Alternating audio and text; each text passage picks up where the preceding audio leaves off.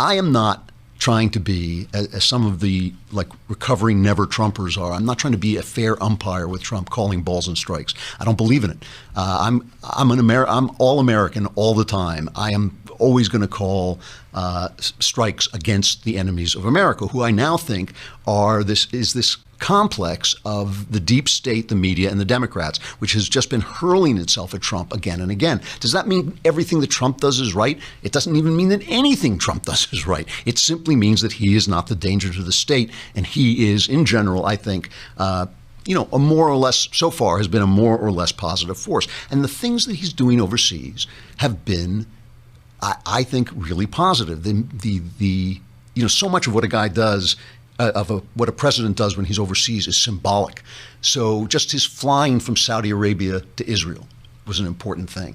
This speech that he made in Saudi Arabia, where he said basically what he said, this is translated into my words, he said, this terrorism thing is an Islamic problem. It's an Islamic problem. It is a problem in the house of Islam. He didn't say, I know a lot of you would have liked to hear him say, I think somewhere deep down I might have liked to hear him say, it is a product of Islam. He didn't say Islam necessarily leads to terror, but he said this is a problem in the house of Islam, which means you have to fix it. And I think implied in there is if you don't fix it, we will, and you won't like it. That is not going to be a happy thing. And when he talked in religious terms and said your souls are damned if you're a terrorist, you're not worshiping God, you're worshiping hate, he was telling the Saudis, who have been funding these stupid madrasas where they teach this radical Wahhabi philosophy, he was telling them, you got to stop. You got to stop. Will they?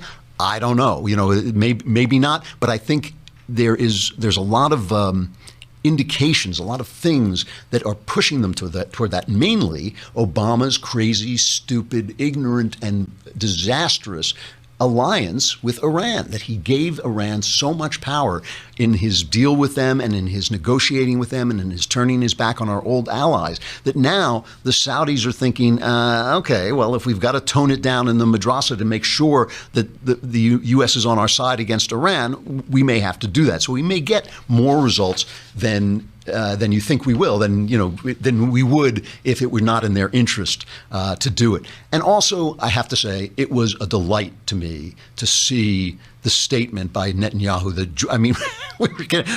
Bailey, our new, what is your role? What do we call you? Our new engineer, Bailey? Sure. Okay, we'll call you our new engineer, was saying that there should have been little bubble hearts passing between them, bloop, bloop, because they really did. They looked like we're in love, we're quoting each other, we're finishing each other's sentences, we're holding hands, we're dancing in the field. This was the statement that Netanyahu made.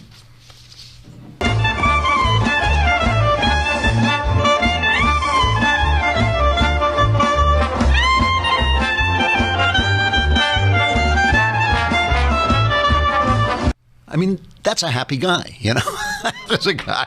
All right, that may have just been what was going on in his mind. So Trump is sending a message overseas, and I think it's an important message. It is a new version of American conservatism. He sounds a little bit more, not a little bit more, he sounds a lot more isolationist, certainly, than George W. Bush. I think that the George W. Bush thing didn't work out too well. It might have worked out. It might have worked out, but it was badly handled. Hey, I got to say goodbye to the people on Facebook and YouTube, which means you are going to miss the mailbag unless you come to thedailywire.com and listen to the rest. And while you're there, subscribe. You will get to ask your own questions in the mailbag. Plus, we'll send you Ben's new book, Say It's So.